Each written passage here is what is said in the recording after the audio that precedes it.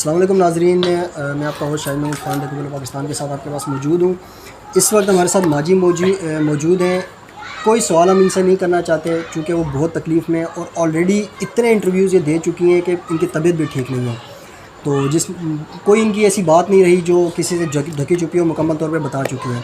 सिर्फ माजी हम आपको अपनी तरफ से ये पैगाम देना चाहते हैं कि आप पूरी कौम की माँ हैं। ये मसला सिर्फ आपका नहीं है, तमाम माओं का और तमाम बेटों का है। तो हम ज़ाती तौर पे पूरे पाकिस्तान के करोड़ों बेटे आपके साथ हैं।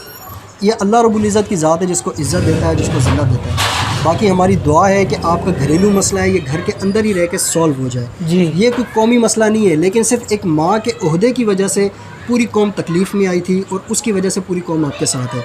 आप परेशान ना हो, आपके साथ करोड़ों बेटे पाकिस्तान के हैं, मौजूद हैं। और हम भी यही चाहते हैं कि ऐसा तरीके से जो अरसलान साहब है उनको भी जो ना कोई नसीहत मिले और आइंदा आने वाले वक्त में वो अपनी माँ के ताबेदार रहें। और बाकी हमारे इदारा अवाम news international, HRDP human rights का इदारा और देखो बोलो पाकिस्तान सोशल मीडिया के जो चैनल्स हैं, उन सब की तरफ से आपके साथ किसी किस्म का भी ताउन चाहिए हो तो हम हर वक्त के लिए तैयार हैं। हम आपकी सिर्फ यूँ समझ लें कि माजरत भी चाहते हैं कि अगर हमारी तरफ से कोई आपको तकलीफ़ हुई हो, सोशल मीडिया की तरफ से या मीडिया की तरफ से, चूँकि ये माँ का मसला था इसलिए जो ना हम पूरी कौम के बेटे जो सोशल मीडिया में मौजूद हैं या कहीं पे भी मौजूद हैं वो तकलीफ़ में आ गए थे। तो सब हम आपके साथ मौजूद हैं और हमारी दुआ है कि अल्लाह पाक आपको लंबी ज़िंदगी दे और औलाद को और आपके समेत तमाम को जो है ताबेदार बनाए। माँ जी बहुत शुक्रिया आपके वक्त देने का, जज़ाकल्लाह। मेहरबानी। अस्सलाम वालेकुम नाज़रीन, मैं आपका होस्ट शाहिद महमूद खान आज दोबारा एक केस के साथ हम हाज़िर हुए हैं। सोशल मीडिया के ऊपर आपने बहुत हाइप क्रिएट हुई हुई देखी होगी इस केस के, कुछ इसमें नया बताने के लिए मेरे पास नहीं है। जो अरसलान साहब ने अपनी वालदा के साथ किया सब कुछ मीडिया ऑलरेडी देख चुका है, उस सारे केस को, पूरी स्टोरी को। मैं यहाँ पे कुछ उसी चीज़ों को, उन्हीं सवालात को दोबारा पूछ कर मज़ीद वक्त ज़ाया नहीं करूँगा, बल्कि कुछ तस्वीर का दूसरा रुख आवाम के सामने लाने की कोशिश करूँगा। हमारे पास इस टाइम बैठे हुए हैं मलिक हाशिम साहब। ये Pakistan human rights organisation international के जो ना कोऑर्डिनेटर हैं। ये वो शख्स हैं जिन्होंने अपने इदारे के तहत सबसे पहले इस केस को एड्रेस किया और एड्रेस करने के बाद उस टाइम से लेके जब ये मीडिया पर नहीं आया था, डे 1 से लेके आज तक ये इस केस में जो ना इनके बिल्कुल माजी के साथ रहे हैं इस केस में और इन्होंने प्रॉपर तरीके से डील किया है। मीडिया को भी इन्होंने डील किया है, उसके अलावा इसको जो जितने भी हमारे और गवर्नमेंट के इदारे हैं उनके साथ डिस्कस करने में भी इन्होंने डील किया है। ये वैसे तो जो ना फ़ॉरेन में होते हैं, लेकिन यहाँ पे ये ह्यूमन राइट्स के इदारे के साथ भी मुंसलिक हैं। तो आइए इनके से वो पॉइंट्स और उन नुकात के ऊपर बात करते हैं जो अभी तक मीडिया पे आवाम तक नहीं पहुँचे। तस्वीर के सारे रुख को देखते हैं। नाजरीन, मज़ीद दिलचस्प और मालूमाती वीडियोस देखने के लिए हमारे YouTube चैनल देखो बोलो पाकिस्तान को सब्सक्राइब करें, बेल आइकन पर क्लिक करें ताकि हमारी हर नई आने वाली वीडियो का नोटिफिकेशन आप तक पहुंच सके। शुक्रिया। अस्सलाम वालेकुम हाशिम साहब, क्या हाल है सर? वालेकुम सलाम। अच्छा सर, डे 1 से लेके अभी तक आप जो है इस केस में आप माजी के साथ रहे हैं, तो आप तक ये केस किस तरह पहुंचा और स्टार्टिंग में सिचुएशन क्या थी, और सबसे बड़ी बात आप ये बताएं कि हमारे सिस्टम में कितने मसाइल हैं कि कोई कमज़ोर इंसान अपने इंसाफ के हुसूल के तक पहुंचने के लिए उसके साथ कितनी मुश्किलात पेश आती हैं और आपको भी कितनी मुश्किलात का यानी कि पेश आई हैं और किस लेवल पे जाके आपको इंसाफ की थोड़ी सी उम्मीद जागी हुई है। ये सारे सिस्टम के बारे में भी थोड़ी सी आप बताएं खुलकर, और इस केस के वो नुकात बताएं जो अभी तक मीडिया पे एड्रेस नहीं हुए। मेरा नाम जी Hashim Mahmood Malik, coordinator NA60 Pakistan human rights international. जैसा कि आपने कहा, मैं हूं तो ओवरसीज़ पाकिस्तानी, तो पर मुहब्बे वतन हूँ। एवरी 2 मंथ मेरा पाकिस्तान विज़िट होता है, 2 to 3 मंथ मैं विज़िट करता हूँ। और फिर मैंने ह्यूमन राइट्स के हवाले से इसको ज्वाइन किया। प्रॉब्लम्स हमारे मुल्क के अंदर ह्यूमन राइट्स के हवाले से बहुत ज़्यादा हैं और मसाइल्स भी बहुत ज़्यादा हैं। लोगों के पास उसकी अवेयरनेस नहीं है और अवेयरनेस ना होने की वजह से काफ़ी लोगों के ऊपर जो है ना बर्डन है कि उनकी सुनवाई नहीं होती। स्पेशली आपके थाने, पुलिस स्टेशंस, कचहरीज़, इन चीज़ों का आप अक्सर देखें लोगों से भी सुनते, और यही इस दफ़ा मेरे साथ भी हुआ। शाम 7 बजे के दौरान आंटी जी, माँ जी की मुझे कॉल मसूल होती है यही उसमें प्रॉब्लम थी कि थाने में इनकी सुनवाई नहीं हो रही। और मुझे कॉल मसूल आफ्टर 1 डे होती है, एक दिन पहले ये वकूआ हो चुका था। ठीक हो। और वकूआ होने पे मेरी आंटी की बेटी हमारी सिस्टर ही हुई, और वो जाती हैं थाने में और पुलिस स्टेशन में अपनी कंप्लेन लॉन्च कराती हैं, और लॉन्च कराने के बाद वो आती हैं और पुलिस वाले आके अरसलान साहब को पकड़ के ले जाते हैं। पकड़ने के बाद ये भी लोग थाने जाते हैं, आफ्टर 1 आवर उसको छोड़ दिया जाता है। उस टाइम वीडियो वायरल नहीं हुई थी और ना वीडियो किसी को हिडन थी, पता भी नहीं थी, ना पुलिस स्टेशन में पता थी।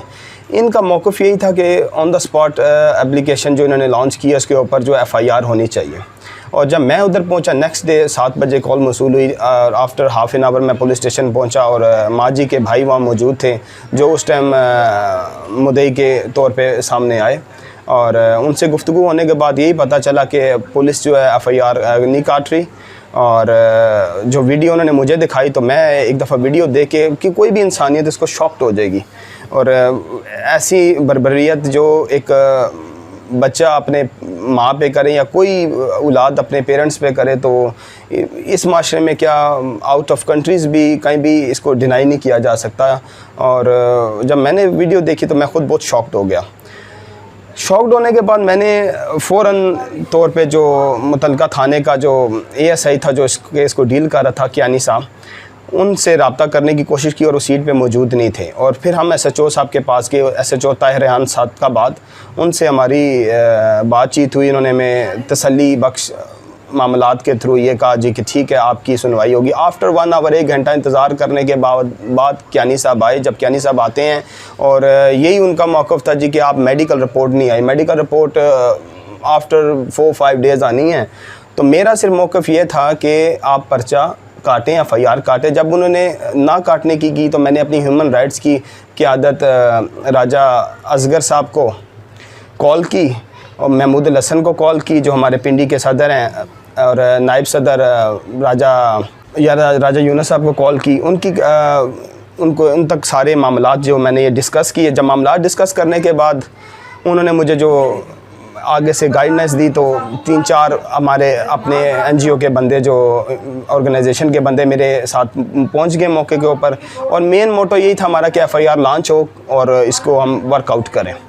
पर अनफॉर्चुनेटली वो नाइट जो है इवनिंग टाइम वो नहीं हो सका। और मेरे दिमाग में बस वो सुई फंस गई थी। मैंने माँ जी से प्रॉमिस किया था, मैंने कहा माँ जी ये सूरज सुबह होने से पहले इंशाल्लाह अल्लाह पाक के हुक्म से FIR कटेगी। क्योंकि मैं जिस मुल्क से आया हूँ और जिस मुल्क में मैंने 8-10 साल गुजारे हैं, पैदा हुआ तो मैं इधर ही हुआ, पर वहाँ से मैंने बहुत कुछ सीखा है। वो सिस्टम और जी सिस्टम बहुत कुछ सीखा है। और सिस्टम के तहत मेरे अंदर वो इतना पैनिक क्रिएट हो चुकी थी कि मैं इस केस को छोड़ नहीं सकता था।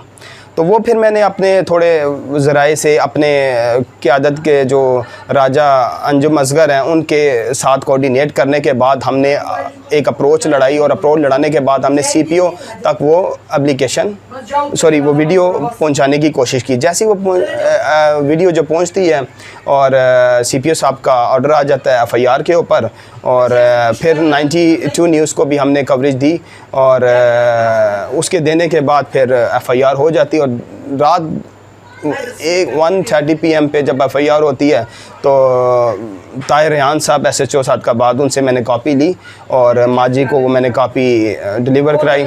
और उस रात ये हमारे सारे जितने भी मामलात थे इसके ऊपर हमने वर्कआउट किया। After day tomorrow the story is changed, कुछ चेंज हो जाती है। जैसे हमारे इधर पाकिस्तान में लोगों को फेम का बहुत शौक़ है, तो ये एक घर का केस था, एक माँ और बेटे का केस था, और इसको इतना ज़्यादा उछालना नहीं चाहिए था। कुछ इदारों की वजह से उछल गया और कुछ मामलात डिफरेंट थे जिसकी वजह से उछला।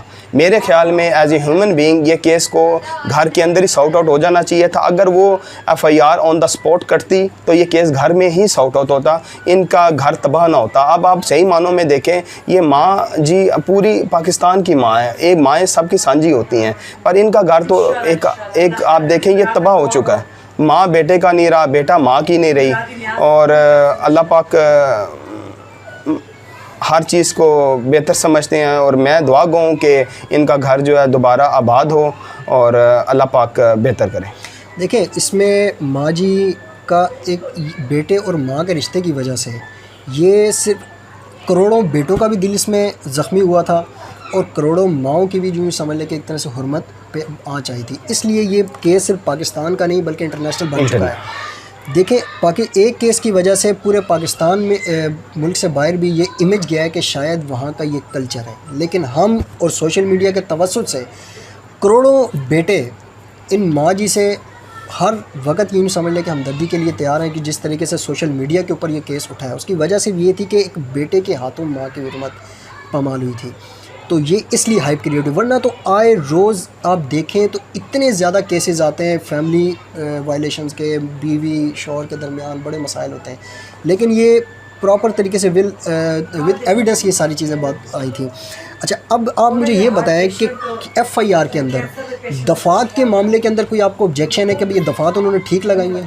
देखिए, दफ़ात अभी जो मैं मेडिकल रिपोर्ट्स अभी तक अवेल नहीं हुई। अच्छा, वो कब तक आ रही है मेडिकल रिपोर्ट? उसके ऊपर ये था कि सैटरडे को मिलनी, आज फ्राइडे है, कल देखते हैं उसके ऊपर क्या वर्कआउट होता है। और दफ़ात देखें जो भी थी, एक लेसन क्रिएट होना चाहिए था। हमारा मेन मोटो था कि जो हैपन हुआ है, सानिया हुआ है, ये नेक्स्ट जो आने वाली हमारी जनरेशन है एग्जाम्पल, इसको एग्जाम्पल बनाया जाए कि कोई औलाद अपने पेरेंट्स के साथ ऐसी हरकत ना करे। क्योंकि माँ बाप तो बचपन से इंसान को, बच्चों को पालते हैं, बड़ा करते हैं। किसी माँ का दिल इतना नहीं कि वो अपने बेटे को किसी ट्रबल में देखें, किसी को मतलब किसी बिहाइंड द स्टोरी कोई ऐसे देखें। माँ तो माँ होती है। और मेन मोटो हमारा यही लेसन का था कि इसके ऊपर हम वर्क करें ताकि पाकिस्तान में आने वाले जितनी भी न्यू हमारी जनरेशन है उसके लिए एक सबक, एक लेसन क्रिएट होना चाहिए कि next time in future nobody do like this kind of behaviour to our parents. अपने देखने वाले व्यूअर्स को भी कहते हैं कि खुदारा सब्र, इस्तकामत, अदब, एहतराम यही आपकी इंसानियत की पहचान है, वरना इल्म इब्लीस के पास भी आज बहुत है। अगर दुनिया आपका एग्जामिनेशन हॉल है, यहीं पर अगर आप रहते हुए अगर आप बदतरीन अगर आप एग्ज़ाम्स देंगे तो कब्र आखिरत का आपका रिज़ल्ट भी उस तरीके से आएगा। माँ बाप इनको सब्र से ही जन्नत मिलती है। तो इसलिए दुनिया को एक एग्ज़ामिनेशन हॉल की तरह गुजारें कि अगर माँ बाप अपना हक़ अगर आपसे कुछ मांगते हैं कि भाई आप उनकी बात पर हाँ करें, लब्बैक करें, तो हज़रत उवैस करनी को उनकी माँ ने ही इस दर्जे पर पहुँचाया था कि आज उनको कि हुज़ूर अलैहिस्सलातु वस्सलाम ने फरमाया कि अबू बकर और अली को कि जब तुम उवैस करनी से मिलो तो मेरी उम्मत के लिए दुआ करवाना। उसकी असल वजह ही उनकी माँ की खिदमत थी। तो माँ को ही मूसा अलैहिस्सलाम भी अपनी माँ के फ़िज़्ज़ व बरक़ात से यूँ समझ लें कि बहरामंद होते हैं, हालांकि वो नबी थे। तो माँ को अल्लाह पाक ने बड़ा दर्जा अता किया। तो तमाम जनरेशन से भी इस बात की जो है इल्तिजा है कि खुदारा सब्र से और इस्तकामत से रहे। मर्द को अल्लाह पाक ने इंसाफ के लिए पैदा किया गया है कि जो हक़ बीवी का उतना दे, जो माँ का हक़ है उतना दे। दर्जात, हुकूक, सब कुछ पॉइंट हमारे इस्लाम ने वाज़े कर दिए। सिर्फ बात यह है कि हम लोग उसको पढ़ते नहीं हैं, समझते नहीं हैं, दीन की तरफ नहीं जाते, सोशल मीडिया और इस तरफ जाते हैं। बस एक नफ्सियाती मसाइल का बहुत सारे, यानी कि ये इतनी बड़ी मसले हैं कि जिनके ऊपर जितना ज़िक्र किया जाए तो शायद कई घंटे कई दिन भी कम होंगे। तो कहानी के उस रुख को और उस किरदार को भी हम सामने लेकर आए हैं जो अभी तक वाज़े नहीं हुई। असल वजह हाशिम भाई हैं और इनका इदारा है जो इस केस को यहाँ तक पहुँचाने में जिन्होंने असल किरदार अदा किया है। वरना आप देख सकते हैं कि आए रोज़ थानों में, कचहरियों में इस तरह के बेशुमार मसाइल आते हैं, लेकिन किसी को भी इंसाफ नहीं मिल पाता। हमारे सिस्टम का बहुत बड़ा मसाइल है। तो अल्लाह पाक से दुआ है कि हमारे जो इदारे हैं उनको भी इस सिस्टम को तब्दील करने की तौफीक मिले और जो बदइंसाफ़ियों का एक समंदर में हमारा माशरा गरक है उससे जल्द हम बचने की तरफ जाएँ। अस्सलाम वालेकुम नाज़रीन, इस टाइम हमारे साथ मौजूद हैं chief organizer Punjab district president Rawalpindi Raja Anjum Sahab. दरअसल ये वो शख्सियत हैं जो human rights Pakistan human rights international organization के जो ना ये चीफ़ ऑर्गेनाइज़र हैं और इस सारे केस को इन्होंने ही हेड किया था बैक एंड से। और साथ में जो है इनके कोऑर्डिनेटर थे हाशिम साहब और इनकी पूरी टीम मौजूद थी जिन्होंने असल में इस केस को यहाँ तक पहुँचाने में मेन किरदार अदा किया है। अस्सलाम वालेकुम सर, क्या हाल है आपका? ठीक ठाक है। अच्छा, केस आप तक जब पहुँचा तो उसके बाद आपने क्या देखा कि आया सबसे बड़े मसाइल, एक ऐसे शख्स को जिसके पास कोई सोर्स नहीं है अपना मसला हल कराने के लिए, तो इस सिस्टम के बारे में आप थोड़ा सा बताइएगा, कहाँ पे जो ना ये बहुत बड़े क्लॉज हैं इनके अंदर और मसाइल। औज़ुबिल्लाहि मिनश्शैतानिर्रजीम, बिस्मिल्लाहिर्रहमानिर्रहीम। सबसे पहले आपके चैनल का शुक्रिया जिन्होंने हमें अपनी जो है राय देने का इज़हार किया। और सबसे पहले ये था कि जब मैंने Pakistan international human right organisation जिसका मैं हेड हूँ और डिस्ट्रिक्ट प्रेसिडेंट हूँ और चीफ ऑर्गेनाइज़र पंजाब हूँ, और मेरे एक कोऑर्डिनेटर मलिक हाशिम साहब जो NS60 को कोऑर्डिनेट करते हैं, उनके पास ये केस आया गुलनाज बीबी का, और इन्होंने बताया कि इनके बच्चे ने इनके साथ बुरी तरह तशद्दुद किया, और इनकी बेटी ने एक वीडियो बनाई जो कि बाद में बहुत जगह वायरल हुई, पर सबसे पहले हमारे पास आई और हमने इनको साथ लेकर जाकर थाने में एप्लीकेशन दी। और इनकी बेटी जो थी उन्होंने पहले पुलिस को बुला लिया था, पर पुलिस उनसे कोई ताउन नहीं किया। फिर हम साथ गए, मलिक हाशिम साहब जो थे वो उन्होंने पूरी ड्यूटी की और मैं भी गया। उसके बाद मैंने कहा जहाँ मेरी ज़रूरत है मैं आपके साथ हूँ। फिर मैंने ताहिर रेहान साहब जो SHO साहब थे उनसे रब्ता किया और उनको सारी सिचुएशन बताई और उनको कहा कि आप फ़ौरन इसकी FIR दर्ज करें और जो भी हो सकता है इनको जो रिलीफ दिया जाए वो दें। पर ये था कि उस वक्त हमें कुछ पेचीदगियाँ ये मिली कि एक तो हमारा निज़ाम इतना बोसीदा है और इतना कमज़ोर है कि आज 5 दिन हो गए हैं जो लेडीज़ हैं गुलनाज बीबी, इनके साथ एक हादसा हुआ और आज भी हम जो है मेडिकल का इंतज़ार कर रहे हैं। और ये इस निज़ाम, सबसे पहले इस निज़ाम की तब्दीली को चाहते हैं और इस पुलिस के निज़ाम की तब्दीली को चाहते हैं कि जो कि जब ये कल एक दिन पहले भी जब ये वाक़या हुआ तो ये ख़ुद गई, तो उस पुलिस ने इनके बेटे को पकड़ा और तकरीबन आधे घंटे बाद उसको छोड़ दिया और उसके बाद इनकी कोई सुनवाई नहीं हुई। दोबारा फिर ये वाक़या हुआ। अगर उस दिन पुलिस बाकायदा एक्शन लेती और इसको अपना फ़र्ज समझकर अगर ये काम करती तो ये पूरी दुनिया में इस टाइम ना फैलता, आज ये वाक़या दोबारा ना होता। तो सबसे पहले हमें इस निज़ाम को तब्दील करना है और पुलिस को तब्दील करना है जिनके रवैये गरीब नादार लोगों के साथ अच्छे नहीं हैं। हमें अब इनकी इस्लाह की ज़रूरत है और इस सिस्टम के इस्लाह की ज़रूरत है और इंशाअल्लाह ताला पाकिस्तान इंटरनेशनल ह्यूमन राइट्स इसी इस्लाह के लिए चल रही है और मज़लूमों के साथ चल रही है। और कोशिश करते हैं कि जहाँ कोई मज़लूम और नादार और जिसके साथ कोई चलने वाला नहीं, इंशाअल्लाह ताला उसके साथ पाकिस्तान में राइट्स चलेगी और चलती रहेगी और आने वाले वक्तों में हम सिस्टम को भी चेंज करने की कोशिश करेंगे। अल्लाह पाक करे सर, ये सिस्टम का असल मसला ही इस सिस्टम का है। खुदारा उन तमाम इदारों से, हमारे जो इस टाइम मुल्क के जो ना वाली वारिस हैं, उनसे इल्तिजा है कि इस कम से कम पुलिस के निज़ाम को तो ठीक कर लें ताकि मज़लूम को इंसाफ मिल सके। वरना मज़लूम ख़ुदकुशी कर लेता है इंसाफ मांगते मांगते और ज़ालिम जो ना मज़े के साथ आराम में से घूम फिर रहा होता है। मैं अपने हुक्मरानों से, अपने जो हैं इस मुल्क के जो हुक्मरान हैं उनसे रिक्वेस्ट करता हूँ कि खुदारा इस पुलिस पे तजर्बे मत करें।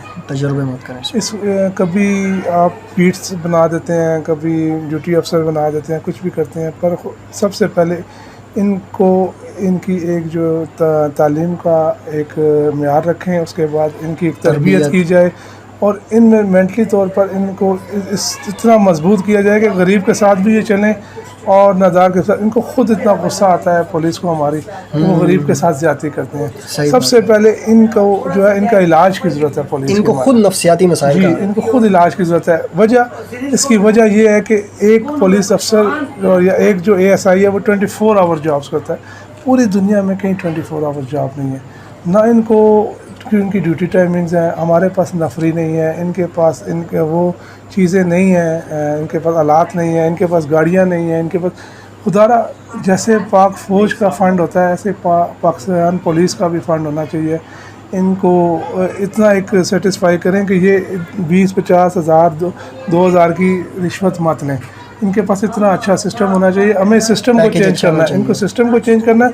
और दूसरा हमने इनको करना है कि थानों में नफरी दें। और सबसे पहली बात यह है कि इनकी इतनी अच्छी सैलरी होनी चाहिए कि इनको रिश्वत की ज़रूरत ना, रिश्वत की ज़रूरत है। असल बात ये है कि पैकेज फिर उसके बाद टाइमिंग इनकी, जैसे मोटरवे पुलिस या दूसरी पुलिस को हमने वेल स्टेबल किया इसी तरह पंजाब पुलिस या पाकिस्तान पुलिस को भी बस स्टेबल किया जाए। बिल्कुल सर, आप ये सारी बातें इनके नज़र में अल्लाह करे इनको अमल करने की भी तौफीक मिले। आमीन, बाकी आपके इदारे के लिए भी सर हमारी दुआएं हैं, पूरी कौम की दुआएं हैं कि आपने इस केस को जिस तरीके से एड्रेस किया, आपको मज़ीद भी अल्लाह पाक तौफीक दे कि आप मज़लूमों के साथ खड़े रहें और उनको इंसाफ दिलाने में आगे पेश करें। इंशाअल्लाह जी, हम बहुत शुक्रिया आपके वक्त तमाम देने लोगों का। के साथ चलेंगे और तमाम मजलूमों के साथ चलेंगे। बहुत शुक्रिया आपका। Thank you. नाजरीन, मज़ीद दिलचस्प और मालूमाती वीडियोस देखने के लिए हमारे YouTube चैनल देखो बोलो पाकिस्तान को सब्सक्राइब करें, बेल आइकन पर क्लिक करें ताकि हमारी हर नई आने वाली वीडियो का नोटिफिकेशन आप तक पहुंच सके। शुक्रिया।